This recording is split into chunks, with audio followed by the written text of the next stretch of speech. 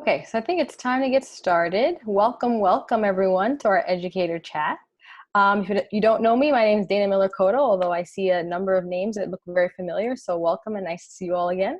So I'll be co-hosting this session with my trusted colleague and good friend, Rebecca Merkley, who's also the co-chair for the Policy and Practice for part of MCLS. So for today's session, the goal is really for us to have an opportunity for researchers and educators to have some real conversations. I think in the past couple of months, a lot of us have been talking on Twitter about just having real opportunities to talk to educators and kind of build a bridge.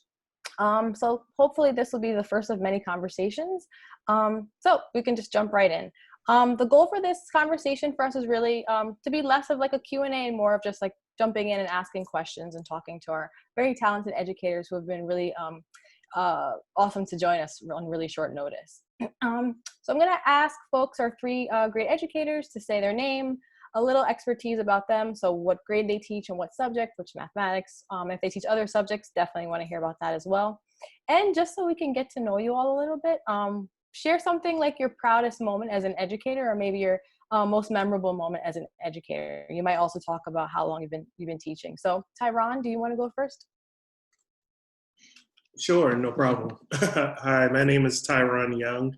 I have taught both combination of math and science, and I am now going into my 7th year of teaching. And so this year, I'll be working with 7th and 8th graders, but I've worked extensively with upper elementary school and the middle grades.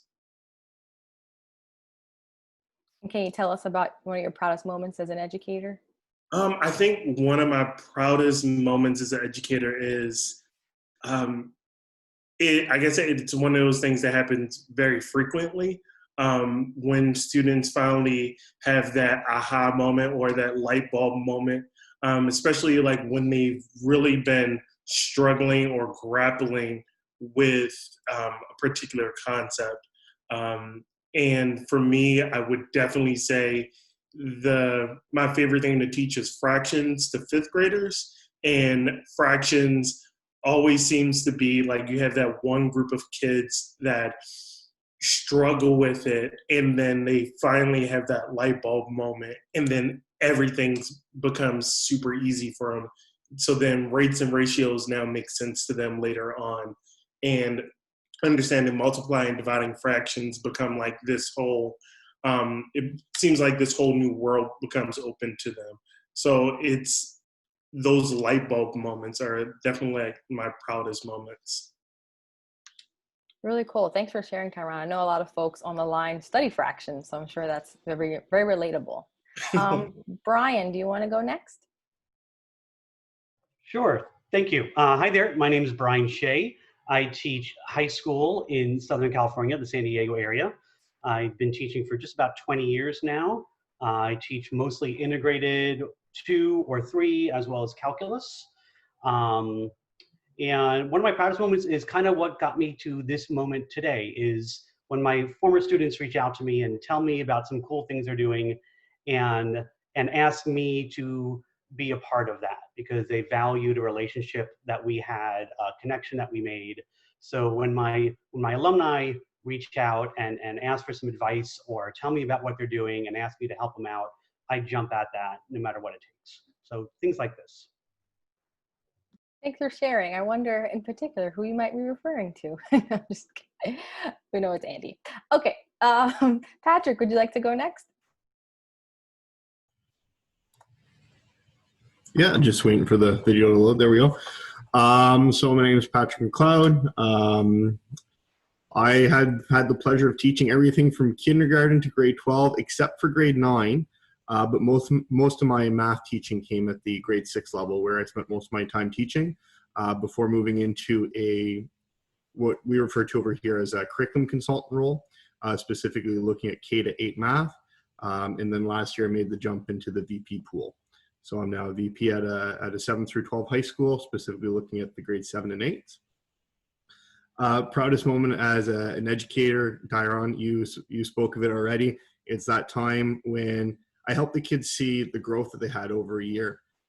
Students they don't see how those small pieces make a big difference overall in the long run. So one example, just thinking of fractions, rates, ratios in grade 6, the students actually have to make the connection of how the three are related. So I often give them a question where they might have a fraction, ratio, percentage in there, and they're trying to solve something, they can't do it. And then we just let it go for a while. We do some more math, and we give them the question again. All of a sudden, they're solving it, and they're so excited because the question to them was very difficult, and now they see that it's manageable. So cutting into those chunks and those students make those connections is great. Thanks, Patrick. So I'm going to kick off with our first question. And of course, this is just a guide for us. We don't have to stick to this. We can go off the rails if we want, talk about as much as or as little as parts of certain topics if you want. But I think the first thing the folks are really interested in, and particularly for me, what would make education research more accessible, or what prevents teachers from locating and reading research and helping it inform the way they're thinking about their instructional practices? So I think a lot of what we see is on the teacher side of things. Because I've done research, I know how to access some of these materials. It is the access. A lot of teachers don't know that this research is being done. A lot of times, being on the research side of things, it did feel like that people were writing to their peers, to their counterparts. The language, the jargon sometimes doesn't necessarily make sense to a person who spends the bulk of their time in a content area that's focused on elementary or middle grades or high school grades. So it becomes the issue of access, the issue of language in jargon-laden papers. And it's like, while for researchers, it's really helpful to have that common language, it's needing to find a space to translate that language from this very esoterical viewpoint to one that is very practical. And what does this actually mean for me as a teacher? What does this mean in my classroom? What might this look like in my classroom? And I think teachers can't necessarily jump to putting a researcher hat on all the time to be able to parse through all the information and be able to make it applicable to them. Yeah, I would agree with almost everything said there. I think the big piece is the paywall. You know, if we want to get access to research, we have to get beyond that paywall. I'm lucky with my College of Teachers, we do have access to behind some of the paywall, but there's still quite a few articles I'd like to read that I just don't necessarily have access to. The other one, the truth is just time. As teachers in the classroom, you know, between grading, lesson planning, curriculum planning, dealing with students, which are all the most important pieces of what we do, that extra time to actually sit down and read research, understand the jargon that's in there, and then think, how is this specific to research now going to play out inside my classroom? And then making sure that when we are doing that, that we're ensuring that it's having the impact that we want, so that we're not wasting time as well there inside the classroom. And I think one of the big pieces is the jargon. In Ontario, we have something called the Ontario Leadership Framework, and this takes a look at how schools should move forward with the leadership within the schools and going into the teachers. And one of the things that it talks about is the importance of reading research and applying it to our classroom, but it does state right in there that it's also being able to find a common language. So it actually, for the Ontario Leadership Framework, it acknowledges the fact that the language is not the same when we're looking at research, teaching, curriculum, even the language that you're using with your students. Those can all be different words that mean the same thing. So trying to parse that out is difficult as well. And for me, I tend to get all my good research, I get funneled to me through like NCTM.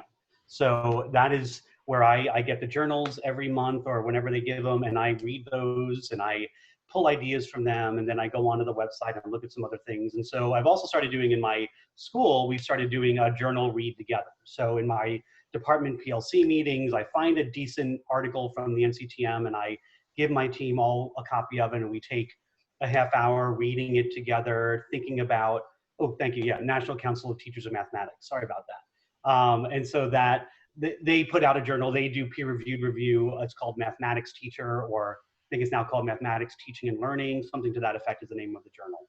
And so I use that a lot, and I use that with my department as part of our professional learning together to kind of see what's interesting or new out there that's focused on problems of practice or student discourse or multiple representations and things that are relevant for our high school, for our little world that we work in.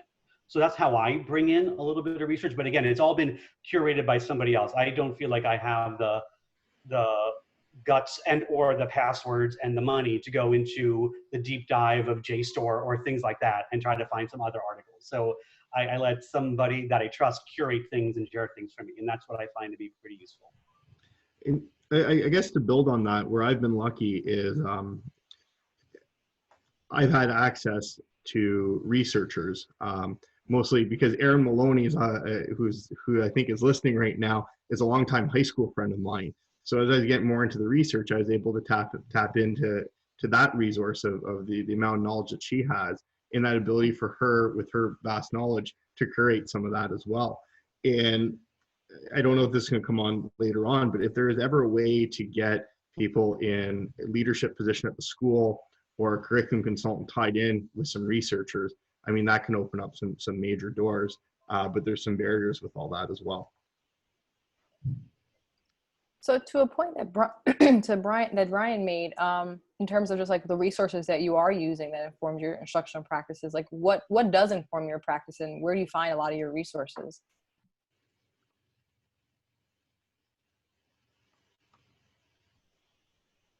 So I think, yeah, for me, as far as finding the resources, similar to what Patrick and Brian have been saying, it is just those connections that you have with people outside the traditional K-12 setting. It is having those connections with other people. So someone may just send me an email to say, like, hey, have you seen this? Or did you know about this? Or someone's giving a particular talk. And maybe from there, you'll do more digging about the type of research that that person may do. Or that person may offer to share links or where you can download more literature that they may have used in these different ways.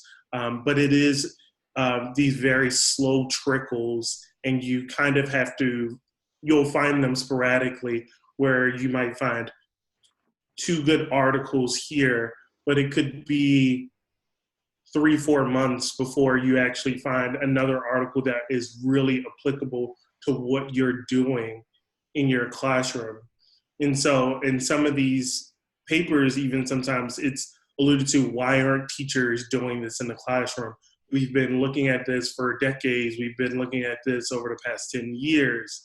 And we see the language where it's, why aren't teachers doing it in the classroom?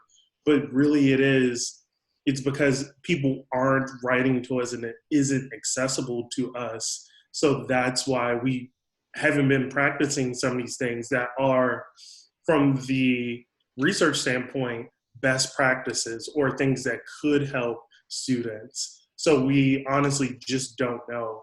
And so, yeah, fortunately, it has been like those small bits here and there that I've been able to get from people who are still within the field of research and have been generous enough to share those resources with me.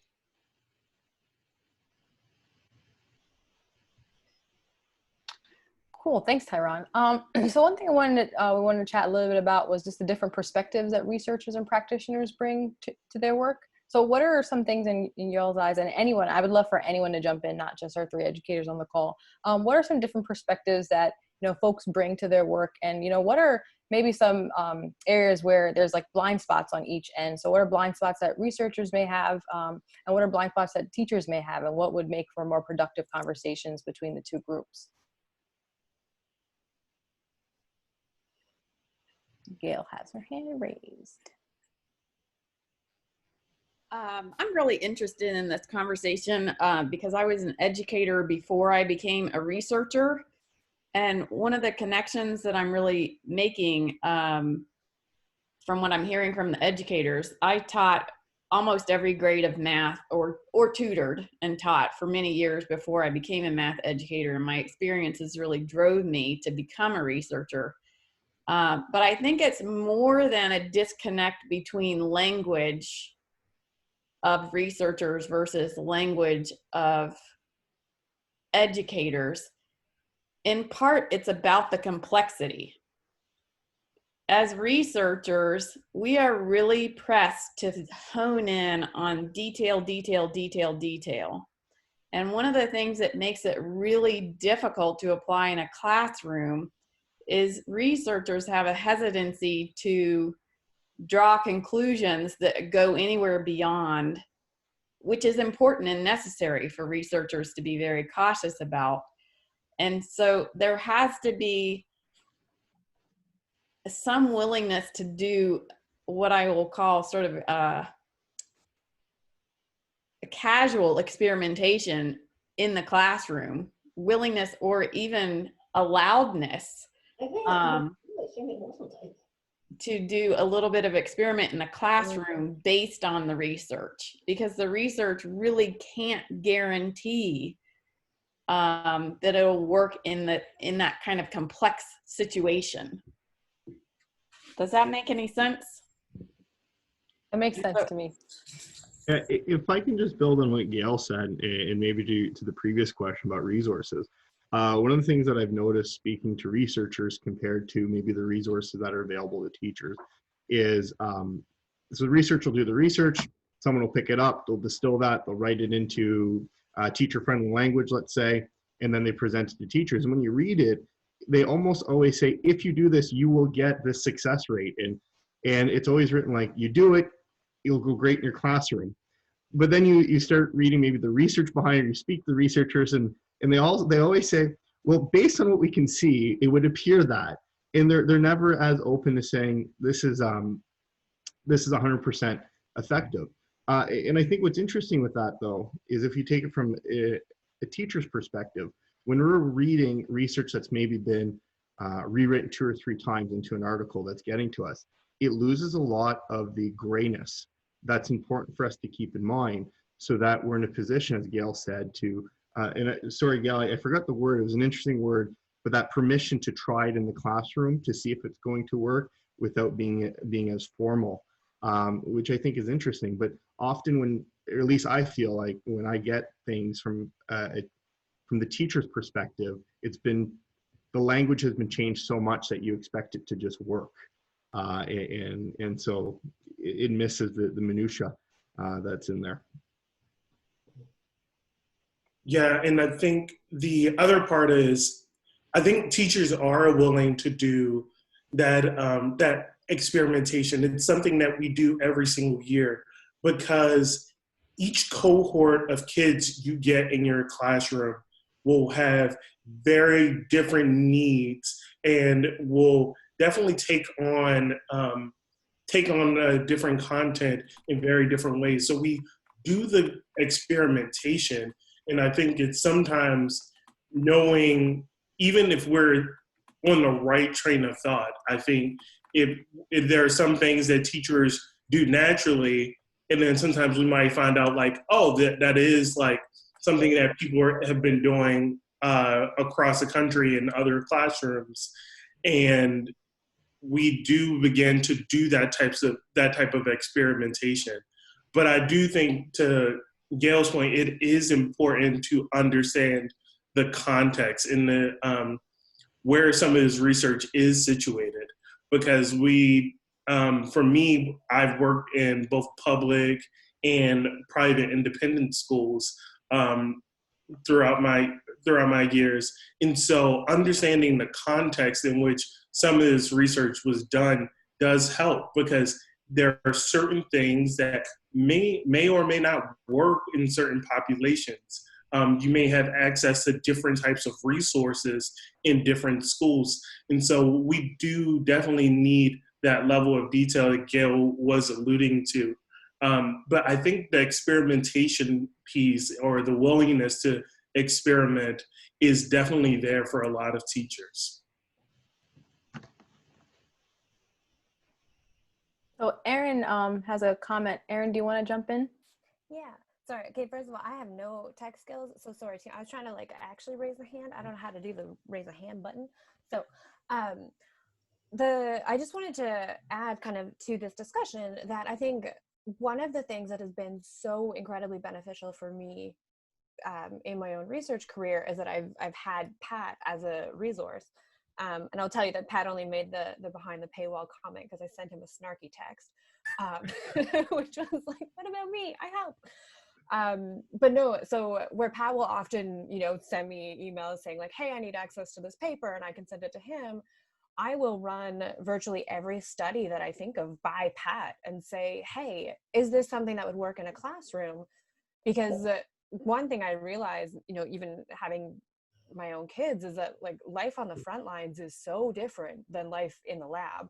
And I think, this is a theme that comes up so often. And I just wanted to say, as much as researchers, we might sit here and say to teachers, like, it would be great if, if you let us kind of communicate our thoughts and findings and stuff to you more.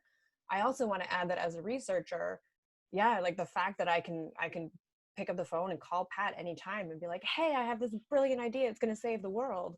And Pat can sit there and say like, hey, let's open a beer. Like, here's why it's not going to save the world. Like A, B, C, and D, let's revamp this. And so I think, yeah, if we can, going forward, try to make it that like Rebecca Merkley and I have joked that like if everybody can have Pat, that would be awesome. But if we can have that open communication, because not only, do teachers not necessarily have access to the things that we're doing in research, and that can be hard. We as researchers, I think, don't have access to the reality of working with 30 children who, in some situations, many of them might not have eaten well last night, many not have slept well, many of them, there's all these different things that come into play. And so, yeah, I'm babbling now, but I wanted to add that I think that's been one of the most exciting parts of my career, is being shot down regularly by Pat as to why my like great ideas won't work. And I think then making them more realistic and making them things that might actually work in a classroom. Oh, thanks, Erin. I appreciate all the shout outs there. But while you're talking and listening to a lot of this other stuff, and I appreciate that I've had the opportunity now to meet some researchers, mostly through Erin, which has been great. But I have to say, even whenever I got invited to this Zoom meeting and I saw the names, I started clicking on your Twitter profile. Even though this is something that I'm starting to do more regularly, I still felt intimidated by the level of knowledge and people I'm going to be speaking to. And I'm someone who's fairly confident in my abilities as a teacher. And I can just imagine what some of these other teachers feel like. And I feel like part of this might be because when we read research about gaps in education, that's what they refer to it as, right? Bridging the gaps. How do we get research into the classroom? And it doesn't acknowledge the strength of the knowledge that teachers actually have about their students, about what they're teaching.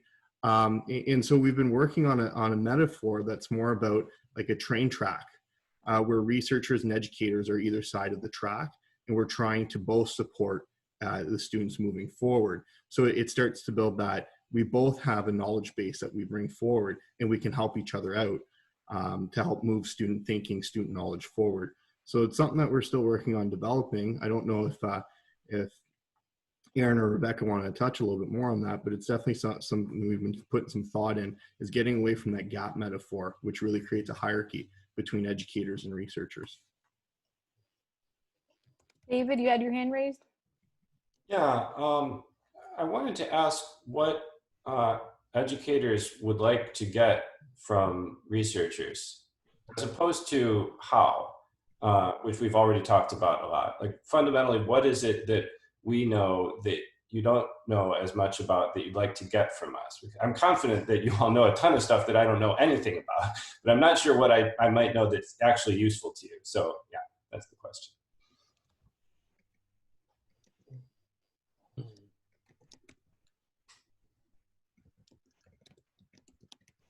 I don't, oh, go ahead, Patrick. no, go ahead. I'll chime in after.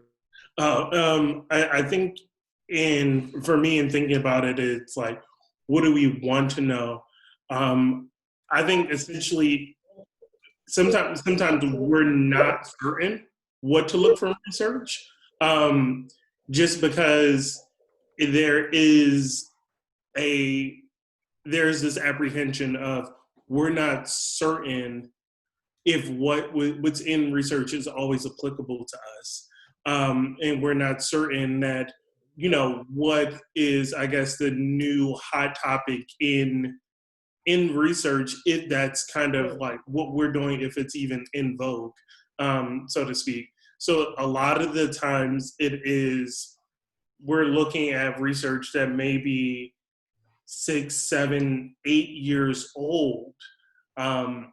And it's really, to us, it seems like, okay, this is the time that someone was doing research on something that was applicable to me. So now I'll go and try to engage with research. I think it is trying to find ways for researchers just to let us know what exactly it is that you're working on. And I'm not certain how researchers can go about that. And I think that this might be a larger thing of how researchers present themselves to districts or present themselves to schools and begin to build those networks to say, here's the type of research that I do. And if your teachers are interested, please let me know. And it's just making yourselves available so that we know that if we did get to that point, we could reach out to you. Whether that is, Brian had mentioned, like, as what he was doing with his teachers and his math department. So if Brian knows that, hey, I can reach out to this particular researcher around this, maybe it is him giving support to one particular teacher that's teaching one particular grade and subject, he can then link those two people together. But it's sometimes just letting the general public know or letting teachers know exactly what it is that you're working on. What are your research interests? I think that comes back to what Aaron was saying, how everyone needs a pat and, teachers want a researcher friend. And so I think with the railroad metaphor, what we were trying to get at to, link these things is to have people like us who are on this call, teachers interested in research, researchers interested in the classroom, to make these connections and act as the railway ties to link research and practice and funnel information back to our own peers. Yeah, no, absolutely. And David, trying to get back to your question, I had while I was a consultant, we had a researcher come in from Lakehead, and she worked with our young kindergarten grade 1 educators. And for a long time, we spent a lot of time looking at count sequence. And I'll be honest with you, I thought, yeah, you just count. And then you find out, like, no, you need to have the count sequence, you need to have ordinal number sense, you need to have cardinality and all those pieces. If you're missing any one of those, you miss it. And it's something that most teachers were surprised about, how many small pieces go into this bigger concept that we do teach, but we actually didn't necessarily know all the small concepts. And one thing that the researcher brought up is just after students are done counting, so they count 1, 2, 3, 4, 5, ask them again, so how many? And my son's 4 now, and he does have cardinality, but it was great watching him. 1, 2, 3, 4, 5. Okay, how many? 1, 2, 3, 4, 5. Okay, how many? 1, 2, 3, 4, 5. And I know as a teacher, he would have said 1, 2, 3, 4, 5. I've been like, okay, he can count to 5. We're moving on. But he doesn't have that cardinality, so he can't say 1, 2, 3, 4, 5. How many? There are 5. So pulling that from research, something, it may not seem like a big piece, but as an educator, listening to the researcher talking and have an opportunity to think, how does that work into my practice? Just blew a whole bunch of teachers' minds about that importance, that asking a second time. So things like that. The other stuff too is when research is directly linked to the classroom, acknowledge it. And what I mean by that, there was maybe 2 years ago, there was a meta-analysis done of growth mindset. And I mean, that's kind of a tricky term now going into it. Does it work? Does it not work? What I really liked about the paper, but it was really hidden in the paper, was essentially said growth mindset shows zero increase in ability. Whether or not it's that useful in the classroom doesn't really don't know. It doesn't seem to be. But then it finished off by saying, but it's free, right? So if and that's part of that research and practice piece. As a teacher, I know some teachers who do growth mindset stuff in their classroom all the time, and it builds the culture of the classroom, and it costs them nothing. Is it going to make big jumps in the students' abilities to do mathematics? Probably not. The research would tell us not. But it's free to the teacher, so why not add it? And so even though it was an article that really kind of hit against teacher practice, right? So growth mindsets won't give you what you think it's going to give you, but it's free, so it might still be important for the practice inside the classroom.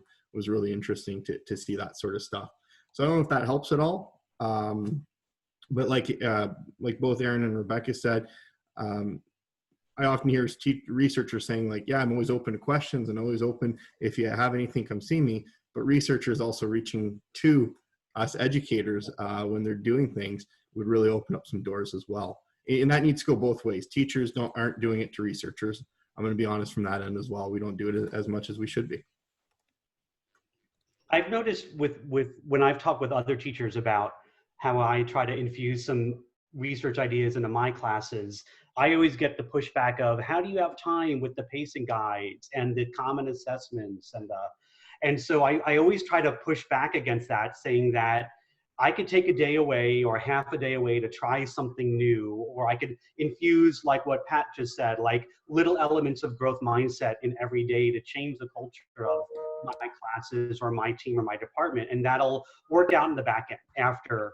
And I'll get back on track with the pacing guide, or back on track with that common test we all need to give, or something to that effect. And so I tried at my best to put a positive spin on working with somebody or using some new research in my classrooms or in my department, because I feel like a lot of teachers push because they feel like they're a cog in a machine and they don't have a lot of power right now. And this is pre what happened in March, but like in general, I find a lot of math teachers feel like, since math is so misunderstood in our society, a lot of math teachers just think they have to follow this book or this curriculum and are very reticent to step outside of the bounds of that for fear of messing up their kids or getting in trouble with their principal. So maybe it's a question for some of the researchers out there. How do you guys reach out to teachers to try to get them to experiment and give you a shot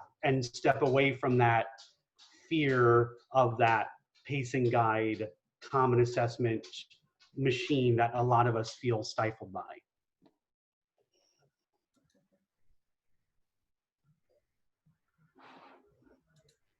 I can say that I usually reach out to my friends. So anyone else? I think one thing that I've seen is that it's really something that takes time to build that relationship. So if I'm thinking about reaching out to teachers, and most of the teachers that I work with are in preschools, kindergartens, but oftentimes I need at least 1 school year's lead time in order to begin to think about how I can build a relationship with a teacher, a school district, a principal, in order to do anything in a classroom, whether that's see what's happening in the classroom or get a sense of kind of how we can help teachers with experimentation, unless you have a friend who can maybe you can crack open a beer with and talk about some ideas that you have. But I think finding ways to minimize that lead time might be really helpful. Yeah, Gail, I know you. Oh, go ahead, Patrick. Sorry. I also think there's quite a lot of red tape, both from the university and from the school boards, in getting that connection to be made. I was helping Aaron with some stuff and trying to get into the school boards, and I was surprised how thick the policy was on how to get something like that in. So this is not something that I have an answer to, but I definitely think it's slowing down the process and the ability for the research and researchers and teachers to come and collaborate as openly as I think everyone here seems to be wanting to do. That ability to call someone up, get into their classroom, have conversations with them. So maybe something look at in the longer term. Just to add to that, so it's Aaron speaking. I get the frustration when we want to try things, right? But I also get the apprehension, because with research, like, I've run so many studies that flopped, right? Like, I've run so many in-lab studies that just did not turn out the way I expected them to turn out. And the comment was made previous to this that, like, I mean, as far as I know, I didn't screw up anyone's life, right? Like, these were just simple studies. I had a hypothesis that did not work out that way. But I think when you're actually trying to do any kind of intervention stuff in the classroom, you know, the risks are so much higher. So if you take the time and you actually change something in the classroom, so anytime you add something in, you're taking away from what was there before, right? There's only, we're limited capacity beings. I mean, I know from talking to teachers, they're so overstretched anyway, that yeah, like when you add something in, you're risking that something can go wrong. And so I think one thing I've noticed as a researcher, so this question of, you know, how do you get that information out there? I also realize that I have a really high threshold for when I decide something is okay to get out there. Like, I have to be damn certain that this is not going to screw up before I even want to try it, right? Because it's such a high risk. So I get that there's a lot of red tape for that reason. And so I, again, don't have a great answer, but I just wanted to highlight that sort of side of it too, right? Like, it's scary when you go in and say, hey, can we try this intervention? We're not sure if it's going to work. We don't think it's going to mess anything up. Like, it's a tough sell. And I get why it's a tough sell, right? And on the teacher's end, you're asking them to do more than what they're already doing. And so, yeah, I think it's a problem to which there's not an easy solution. And I think as researchers, we've taken the approach of trying, like, well, if we do this 5 million times in the lab, then we can be certain that it might work in the classroom. But even that's kind of hard to do too, right? I think that's a really important point.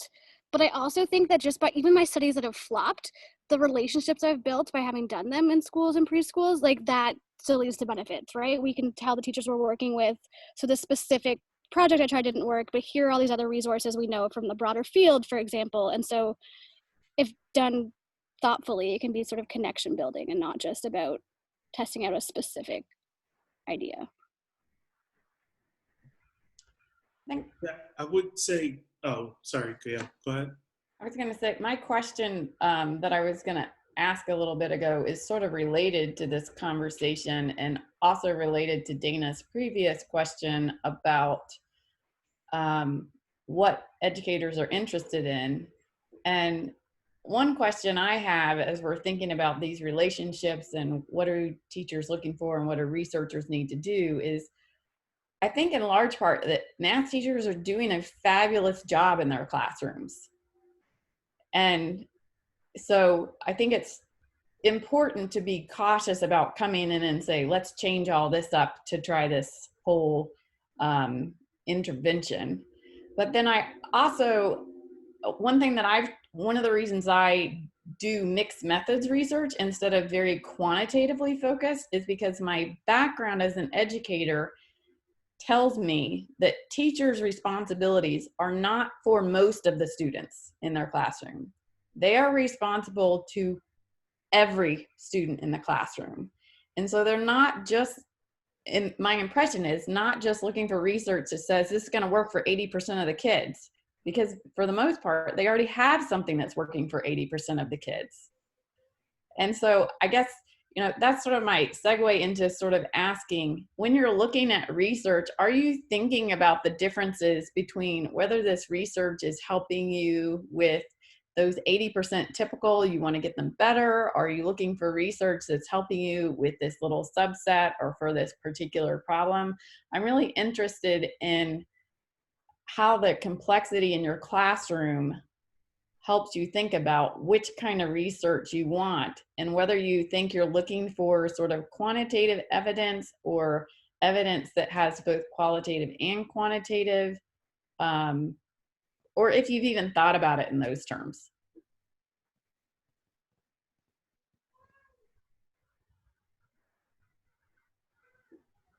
It was a big question. Yeah, I think, yeah, to your point, it's sometimes you are concerned about that 20%. And I get, especially working in a lot of public schools where it is very much so data driven. It is, how are you pushing those kids at the bottom? How are you getting them, if you're on a system from like a 1 through 4, how do you getting those kids from a 1 to a 2? How are you getting those 2s to 3? And so you're constantly pushing. So for me, looking at research, it's definitely helpful in trying to find research that's kind of taking this approach, this UDL approach, where it is something that, yes, it is targeted, the universal design for learning.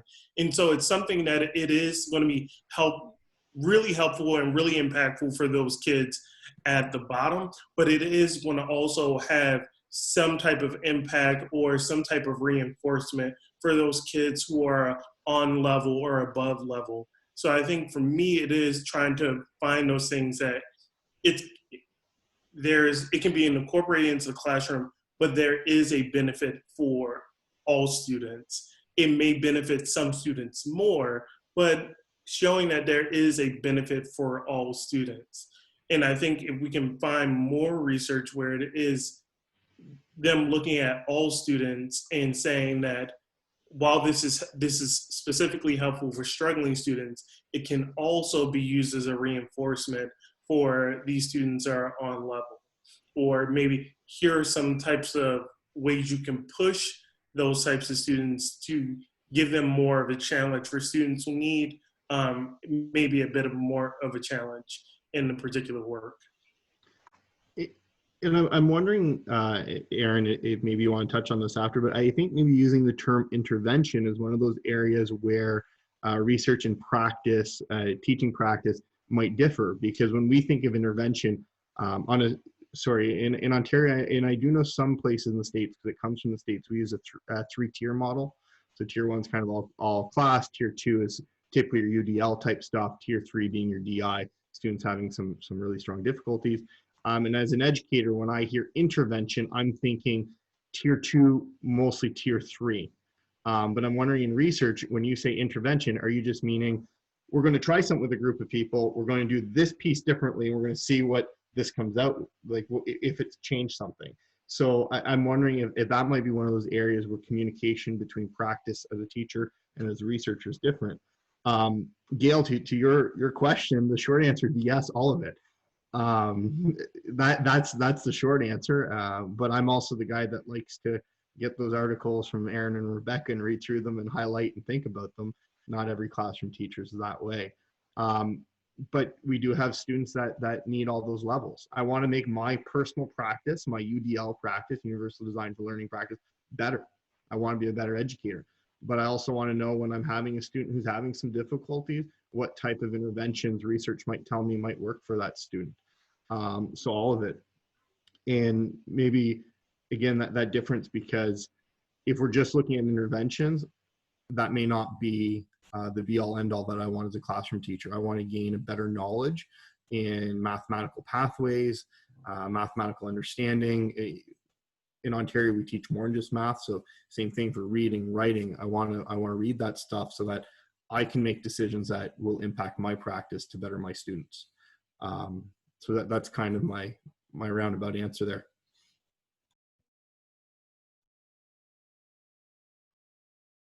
I think the comment about the use of the term intervention is a good one, in the sense that, yeah, I don't think when I use intervention in the lab or at a conference, I'm not using it in the same way that you are, Pat, in the sense that it's like targeting necessarily the lower achieving children. My thought is just, I use it in the sense, anytime we change something, we're intervening, we're doing something. And so that's more the way I'm using it. And I think even right there, so Pat was far more polite right there than what he would be if it was just us on the phone. But that's an exact kind of example of the things that Pat and I would do, right? And the types of conversations that I think are really, really important to be able to have, is just we might be talking and I'll say something and he'll say, well, what do you mean? We don't use it that way. And then, you know, you find that common language, and that idea of jargon has been brought up a few times. And so if you can figure out what the common language is, and how we're using the same words differently, I think is incredibly, incredibly important just for communication in general, right? And I think that often as researchers, and maybe more so earlier on in our careers, I know that I'm starting to do this less and less, but I would sometimes put something out into the universe and think like, I'm making a difference. Whereas now I don't think I'm making a difference, but I never got feedback on it, right? Or any feedback we'd get would just be from other people that use this, like have the same way of thinking that I do.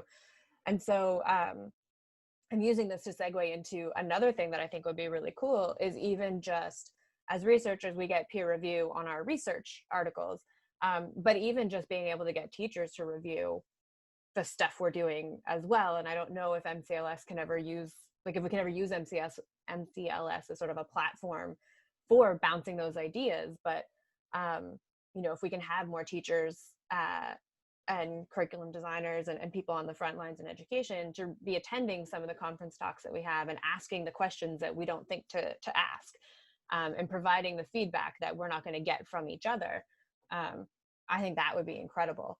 And when Pat talks about being nervous talking in front of this group, I am terrified when I talk in front of teachers for that reason, right? I'm so afraid I'm going to say something and they're going to come back and be like, we tried this in the classroom, it's not going to work, or here's why your idea is crazy, etc.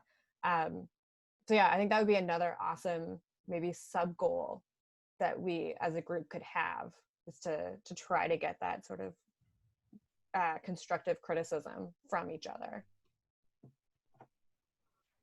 I know right now my district is focusing a lot on UDL and Universal Design for Learning and the multi-tiered systems of support, bringing up our, as Pat and Tyron suggested, like bringing our low end up as much, and ideally have strategies that build up everybody. And one thing that I noticed when we have these district-wide events with a pro coming in to talk with us about UDL, they're never mathy people. And that always, I feel like math teachers, at least the ones that I've known and worked with, really only like hearing about math research. They don't want to hear about UDL and how it's great with fourth graders. My district is grades 7 through 12 as well. So we don't work with elementary schools. Those are another school districts. We just get them in 7th grade. And so I feel like a lot of the people I work with and even people I network with around the country, they really only trust research from people like you. And I don't think they have the opportunity to meet with people like you all, people who do math-specific research. When we go to UDL trainings, we're trained by an assistant principal who used to be an English teacher, you know, and they have all these great ideas, but a lot of my colleagues don't know how to translate these well-sounding great ideas that seem to work really well in a humanities context for UDL or differentiating instruction, but I have a hard time translating that into my math class with my math lens, because at least math teachers feel like math classes are very different beasts than most other classes at our high schools. And so I'm appreciative to now be aware of a group like you guys so that I can hopefully get some new contacts and some good sources to help my math department implement some of the things that we're being asked to implement. That is research backed, but also have it from a math lens of research. So I would love to hear more about what kind of math research you all are doing specifically. And again, this could be done offline. You have my email address. So I'd love to hear more about like connecting with some of you about, you know, secondary research and some things you're doing. And then share that with my colleagues so that they realize that this is actually math teacher, math researcher vetted rather than just a generic education researcher. So that's something that I'm hoping to get out of some of this group here or eventually. Brian, something that I picked up you saying, which I really liked, is research backed. Very interesting, as opposed to what we often use in Ontario is research based. And I think that's something we need to move away from for a lot of the reasons that we just discussed here, is that research is very, very narrow. It gives us an idea, and educators should be informed, or their practice should be backed by the research, but they need to do that, the art piece of blending it into all the needs that are in front of their classroom. surprisingly the first time I hear the term research back, and something I think I'm going to start using myself. So thank you for that. Yeah, and I think now for a lot of the researchers that are in this space, given the current thing with the pandemic, teachers are hungry for research. They are hungry for different types of ways to present a lot of the concepts that they've been presenting for years, because it is a very different space. I know me as a math teacher, I am a person that will bring in something very physical and tangible to sometimes get across concepts, and doing that remotely doesn't quite have that same effect for students to be able to build and make those connections. And so for a lot of researchers, you could very well be doing research in the thing that we need right now. So I think this is now definitely a time where we need more researchers to talk about themselves and talk about their research and talk about what they're working on, and even begin to try to see if you could talk to schools and begin to work with schools to try to think through how are they planning for this next year coming up, and think about math teachers like, what were some lessons learned from the first few months of remote instruction? What did you see from your students? How did you see students accessing this particular information? So I think if there was a time, if any, now would be a great time to begin to build those connections, to leverage your resources for a lot of the local districts, because at this point, some districts are honestly feeling like it's an all hands on deck type situation, especially when we're thinking about how can we ensure that students' mathematics education isn't completely disrupted, and that they are going to have the skills necessary to not only move on to the next grade level, but to be prepared to eventually go out into the world, to go into higher education. How do we ensure that we're equipping them for that? So I want to flag that we have about 4 more minutes. So from the educators, any final thoughts or big takeaways that you'd like the group to take away as they go off and think more about what they've learned today?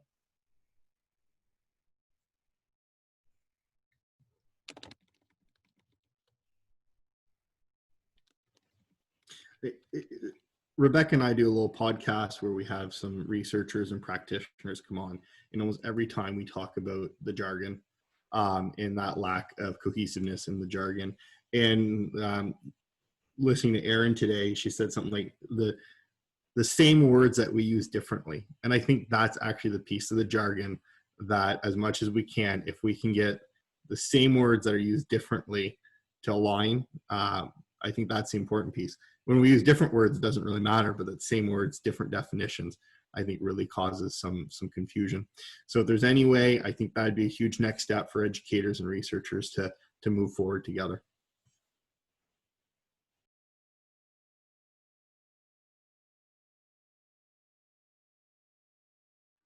Thanks, Patrick.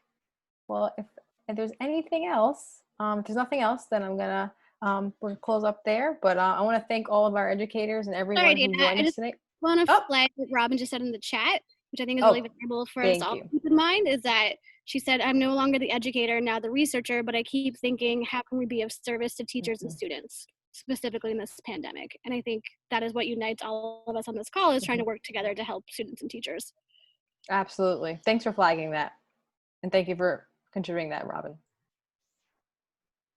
Yeah, absolutely. Not wanting to hide the whole time, being just behind this little beauty of being a researcher now. But it keeps coming up for me, is there is a giant gap. I don't want there to be a gap. That's not why I entered research. And now I don't want to be a burden to the teachers. I really want to be able to help out. And so this call just solidifies some of the ideas that we need to have better avenues in which the educators can voice to us what their needs and wants are. how we can actually help them as we likely continue a distance learning model. Absolutely. Thank you, Robin. All right, folks, it's been a pleasure. Of course, if you have any questions or any suggestions for future sessions like this one, please let us know. But have a great, happy Friday.